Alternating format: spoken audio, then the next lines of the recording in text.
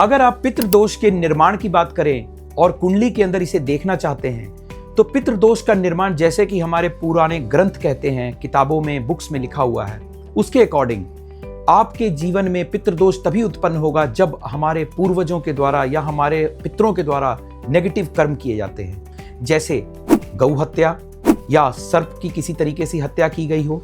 ऐसे पूजनीय वृक्ष जो हमारे लिए बहुत ही लाइफ में इंपॉर्टेंट है, उनको किसी तरीके से नुकसान पहुंचाना, हमारे कुल देवी देवताओं का किसी तरीके से उनको नेगेटिव एनर्जी के साथ कनेक्ट कर देना या उनके रिचुअल्स को फॉलो ना करना, इस तरह के कुछ नियम कायदे हम अगर फॉलो करते हैं या पूर्वजों ने कुछ कर रखा है तो डेफिनेटली ये पितृदोष का रूप बनकर हमारे जीवन में आता है। इसके लक्षण क्या हैं? पितृदोष के लक्षण बहुत सिंपल हैं। धन के घर में अगर ये बाई चांस पितृदोष बन गया कुंडली में तो हमारे धन में हमेशा कमी का एहसास होगा। अगर हमारे चौथे घर के अंदर कुंडली में आ गया तो बाय डिफॉल्ट ये हमारे सुख को, हमारे जीवन में हमारी माता से को कष्ट या हमारे जीवन में किसी तरीके की प्रॉपर्टी, हमारे गाड़ी वगैरह को किसी भी तरीके की चीज़ों में कमी करवा देगा। अगर हमारे जीवन में ये छठे घर के अंदर पितृदोष बन गया तो हमारे प्रोफेशनल लाइफ में, बेसिकली जॉब में, हमारे लोन्स में या हमारे किसी भी तरीके के कोर्ट केस में हमें घसीटने की ताकत रखते हैं। इसी तरीके से प्रोफेशनल लाइफ में अगर हमारे पितृदोष बन गया तो हमारे प्रोफेशन को अप एंड डाउन ले जाने की ताकत रखते हैं। कहने का मतलब ये एक ऐसा दोष है जो हमारे जीवन के उत्थान को पतन की तरफ ले जाने की ताकत रखता है, ग्रोथ को डी ग्रोथ की तरफ ले जा सकता है।